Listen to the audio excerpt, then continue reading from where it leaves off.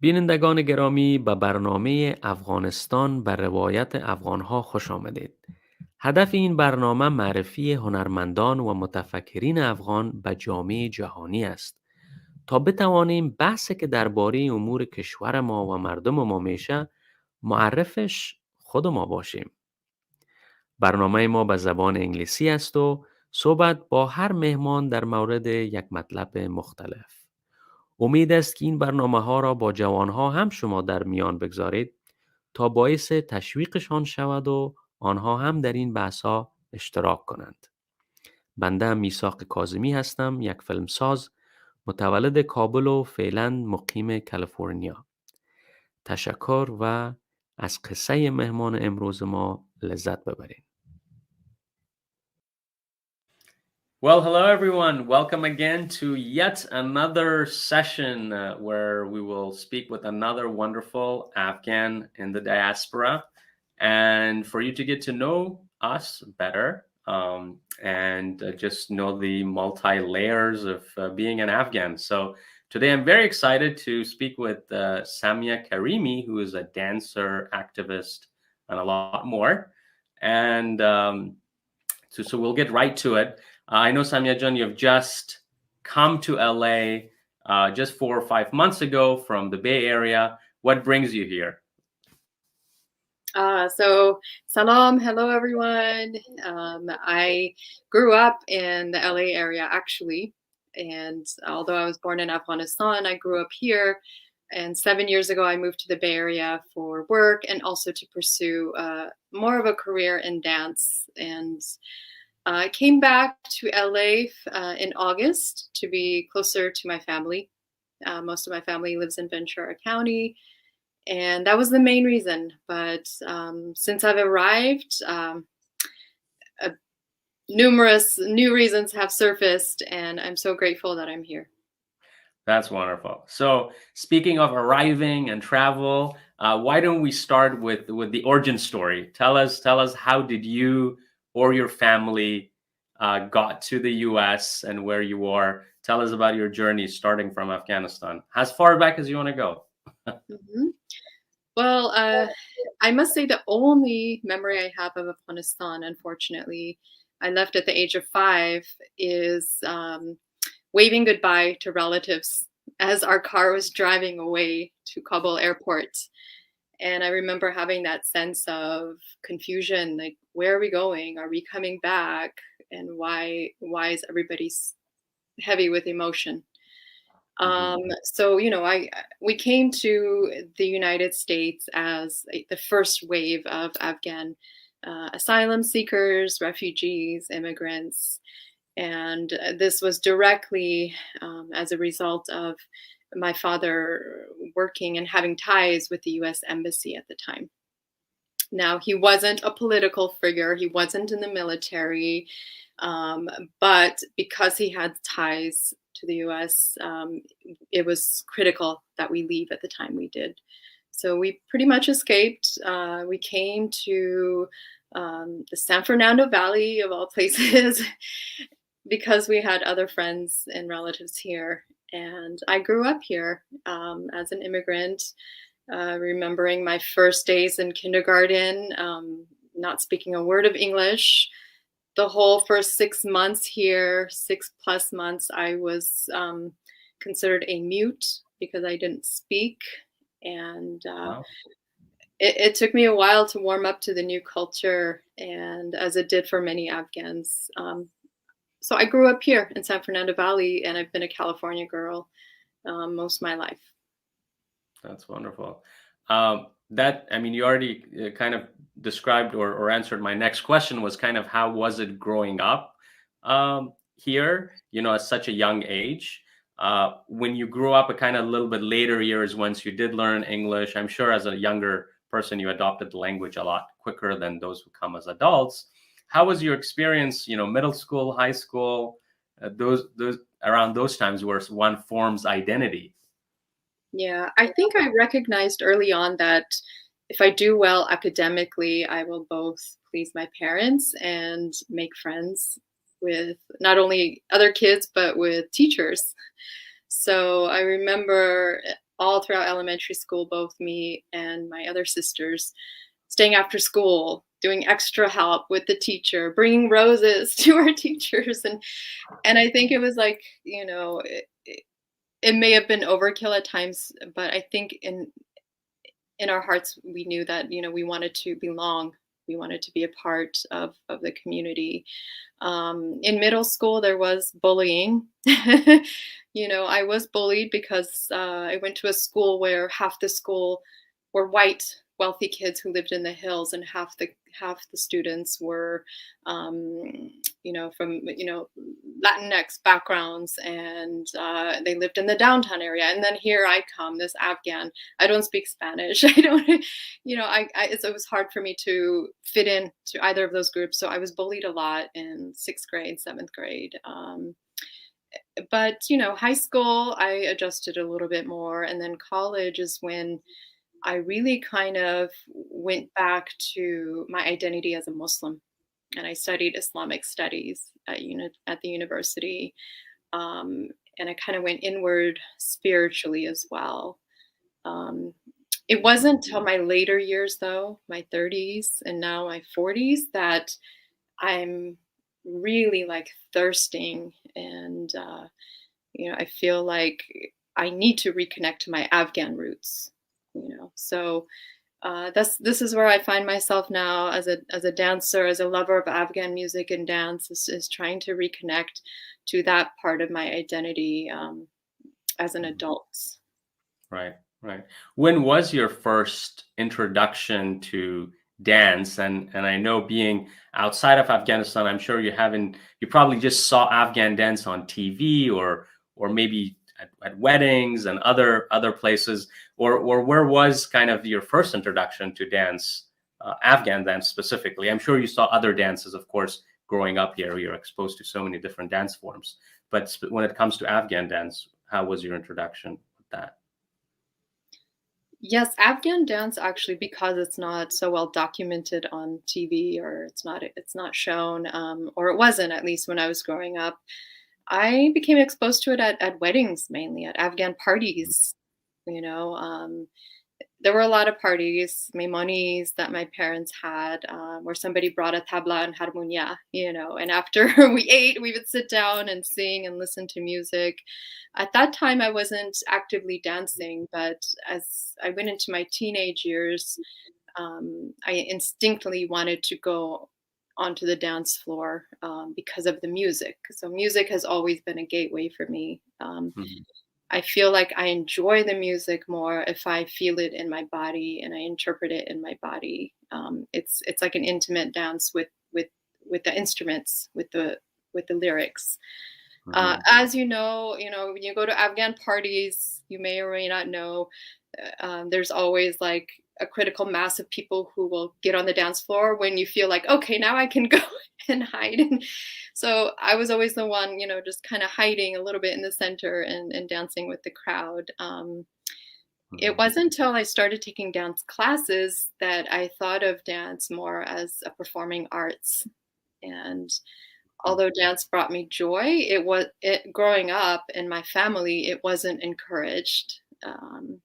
And not that it was discouraged actively, but we never really spoke about it. On Afghan TV, you might see Afghan dancers in videos, but they're not Afghan. They're Tajik, or they're Uzbek, or they're from another nationality, or they're Indian in Bollywood films. So as a teenager, I remember aspiring to be one of the Bollywood dancers, like just looking at them with candy eyes. And so, when the time came for me, I did take some dance classes, and I took them secretly from my parents. This was when I was already married. And then when I went to the Bay Area, I was telling you earlier, one of the reasons I moved up there is because I discovered a dance company, Ballet Afsane, who really uplifted Central Asian dance, the different dance forms of Uzbekistan, Tajikistan, Persian classical, And it was very much a ballet afghani style of these dance forms. But I also saw Afghan dance. I saw Atan Mhm. on stage, being Mhm. performed by 20 girls, and I was in LA watching this on YouTube and thinking, who are these people? Are there any Afghans there? Who are they? And how is it that they are, they have a live audience engaged? And Mhm. so I moved to the Bay Area for work. I was in biotech at the time, but I started taking dance classes with this dance company. And then I Mhm. auditioned and I became one of the dancers. This was about 6 years ago from now. Mhm. Oh, wow. Yeah.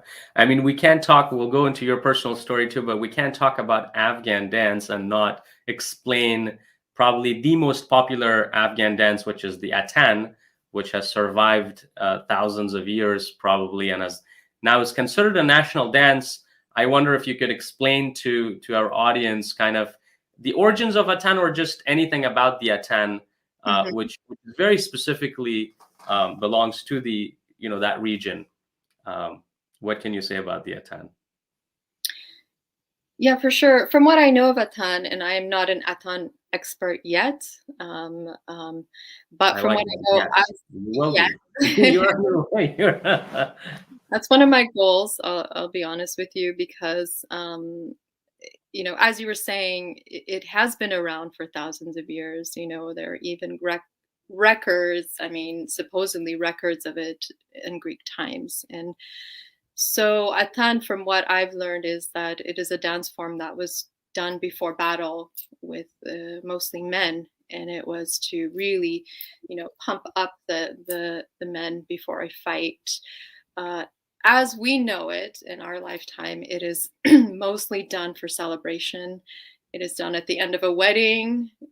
Atan, as soon as you hear the Atan music, and everybody knows what the Atan music is, okay, my last tea, my last cup of tea, the wedding's going to be over soon. It's the last dance. And Mhm. and so I witnessed it at weddings, but I witnessed the very simple, like hand clap out in, very simple. I didn't really see the complex forms until I joined Ballet Afsane. And so I learned Mhm. a version of Atan through Ballet Afsane that involves spinning, going up and down, jumping, and your heart rate really gets pumped. I Right. have taken some Atan workshops, for example, with the Atan girls who are in Europe, and they teach workshops. They're more dedicated to showing the variety of Atan forms. It's very regional. It the borders that we know as Afghanistan, Pakistan, they're very porous when it comes to these dance forms. And so Atan exists in Pakistan side with the Pashtun tribes. And just the other day, I learned through my friend Lamar that um, in his ethnic group, Afghan ethnic group, they would do a sherbazi before they did Atan. So they would actually recite poems and have a poem battle before Mhm. they Mhm. actually did the physical movements, the physical form of the atan. And so that was Interesting. new for me. I'm always discovering something new. My goal really is maybe working with the atan girls or other teachers who are out there to document all these atans. And that will Right. require a lot of research. It will require dedicated dancers to preserve it in its pure form. Right. Right. Right. What drew you to dance? Of all the art forms out there, what do you think is so unique about dance, and maybe even Afghan dance that you think needs preservation or promotion? Yeah, I mean, dance is it is a language. Dance, as I've been saying, is a container for history. It is an art form. It is a form of expression. And the thing about dance is it can only be documented and maintained in the body. I mean, obviously, you can describe it in as many words as possible, but until you actually do it in the body, until you document it visually with music, which is usually the case, until you do that, then it can't fully be appreciated. and why does it need to be appreciated and documented? There are dance forms, for example. Another dance form that I'm very curious about exploring are the Azora dance forms, such as Pishpo. I've heard very little about it. I've seen some documentation. There's a really sweet documentary on YouTube that tells the story of a wedding celebration in an Azora community. It's a little village. And then at the end, they show a little piece of this dance. And from what I witnessed, I'm very curious how old this dance is. It's very different than the social Afghan dance that we've seen and the dance that I perform. And I would argue that there are even maybe shamanic roots to this dance form. So, people throughout the world, throughout history, have used dance for celebration, for joy, for telling stories, for preserving their culture, just as music is in other art forms.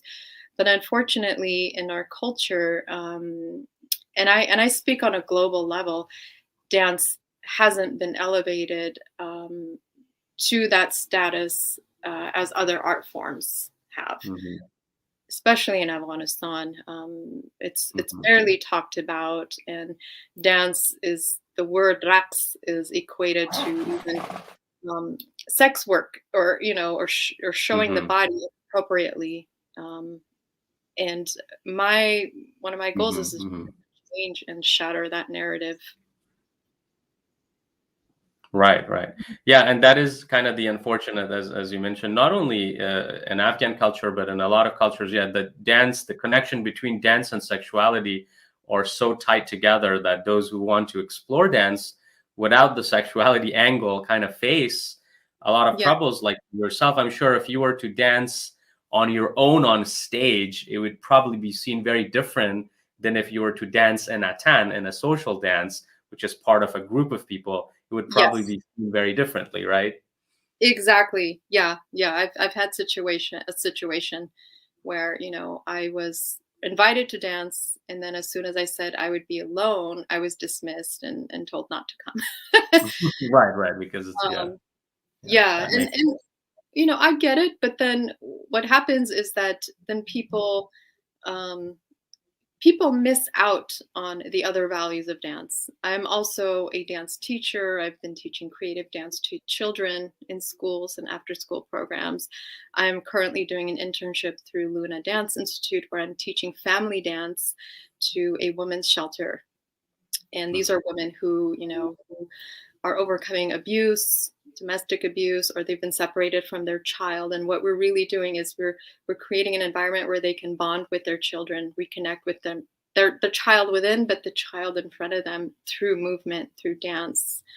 And we're seeing very positive results. So dance, it connects people, it bonds, it connects you to yourself. Dance is also a form of play for children. There are huge cognitive benefits, socio-emotional benefits. These have all been proven. There's lots of research around this. But when you Google dance, what do you see? What comes up? All you see is like ballet, modern dance, jazz, and you don't really get a full sense of the power of movement, of creative movement. It's freedom. Ultimately, dance, if you can move your body freely and express yourself, even if nobody is watching, express yourself for just the joy of movement and expression. That is in itself is value, and people are threatened, especially for women, to move their body freely. And I know in your own work, perhaps in the past few months, since the recent changes in government and what's been happening in Afghanistan, you have even taken your dance and art form and elevated it to kind of also serve social justice issues and kind of raise awareness. Can you tell me a little bit about how you've been able to do that in the past few months? Yeah, Or what you've been up definitely. to with that? As a dancer, my worldview about dance has shifted drastically in the last few months. I mean, this has been happening. It's been a question and inquiry I've always had. Like, what about dance and social justice? What about arts and social justice? You know, I've had this question for a long time, and now, since August of this year, things shifted very quickly for me, and I really had to pause, step back, and actually, even physically, you know, I found myself stuck creatively, because first I had to answer that question. Okay, so I am a dancer, so what can I offer? So I'm an artist, Mhm. what can I offer my people? What can I offer the world? I remember the very first thing I did is I made my Instagram page public. And that was like a huge no for me for many years because Mhm. of Taliban minded people. I did not want to be found out as an Afghan dancer. I really didn't. You know, I was worried about, okay, what if somebody takes my story and exploits it in a wrong way and shames me publicly?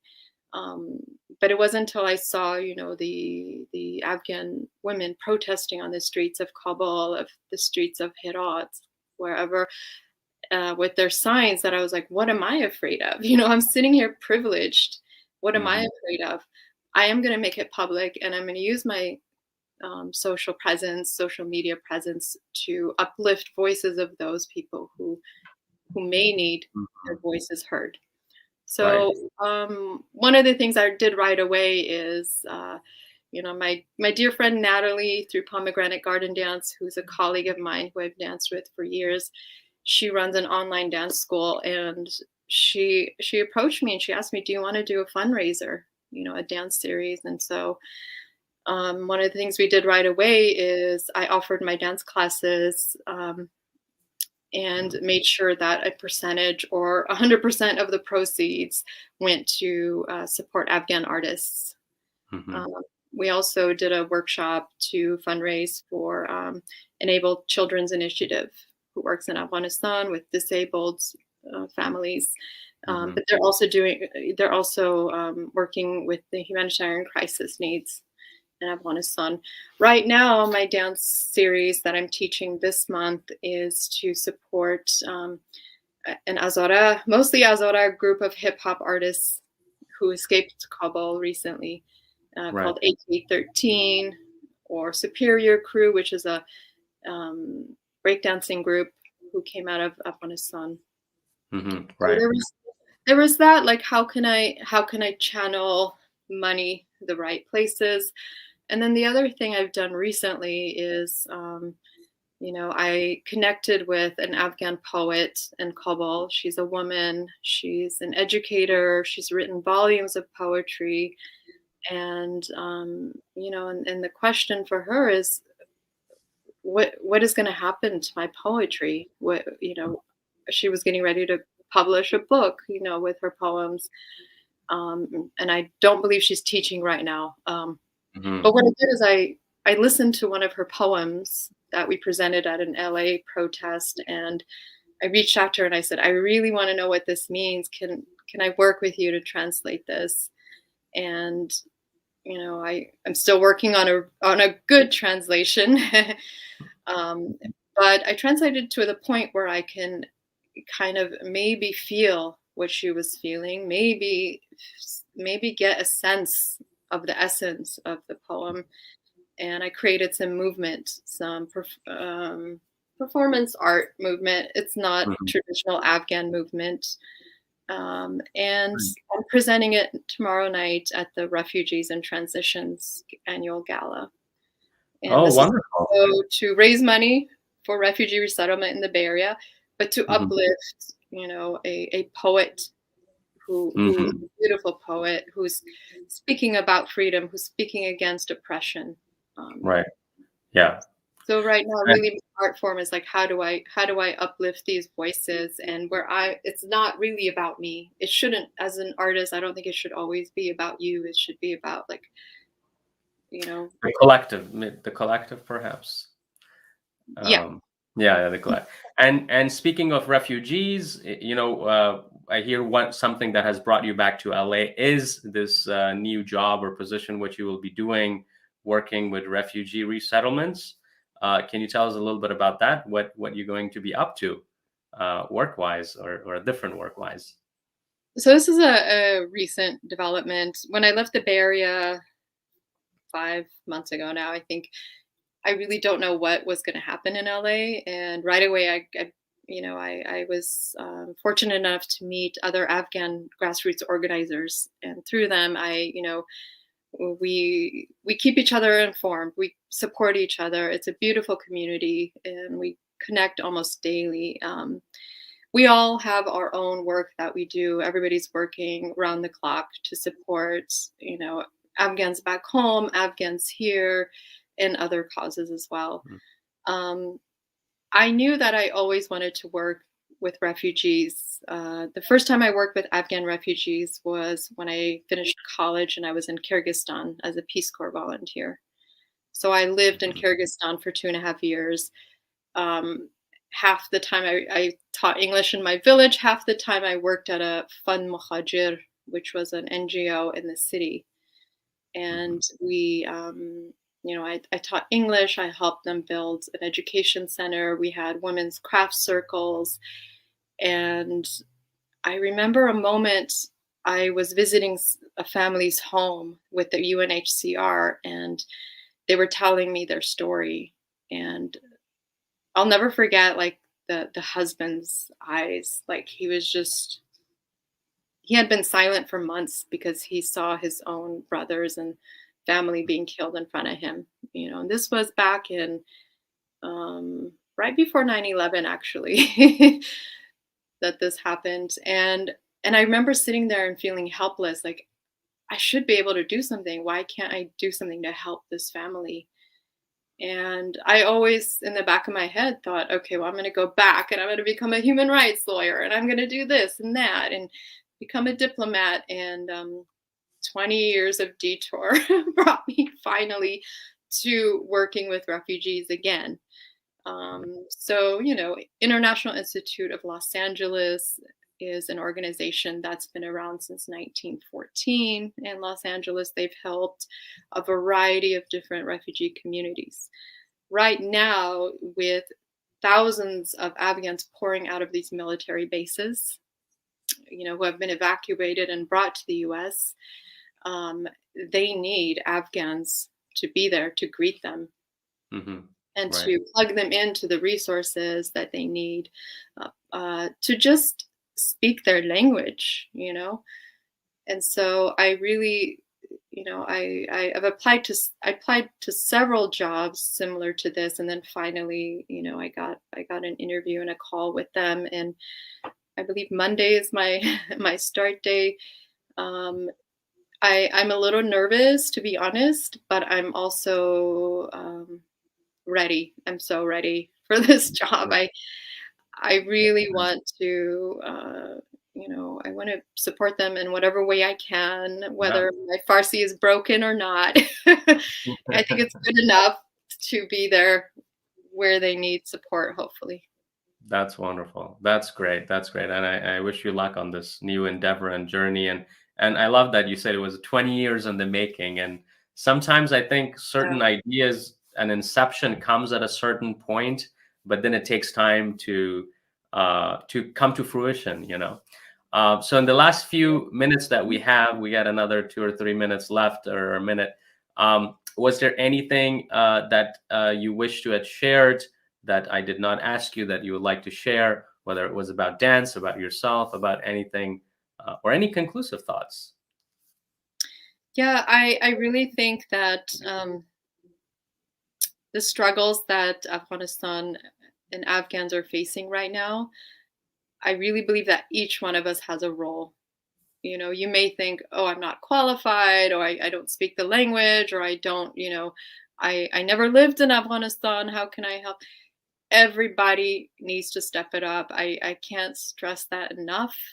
Um, the main thing is, like, don't don't stick to social media as you being your only news source. First of all, it's very surface level, and we really need to have deep, long conversations about things, but don't just talk.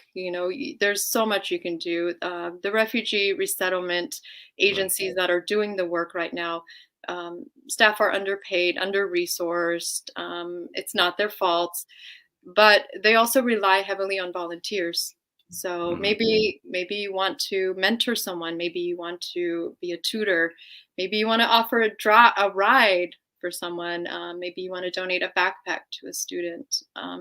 So I just invite all of you to do whatever you can, and reach out if you need to be connected to these agencies or other organizations.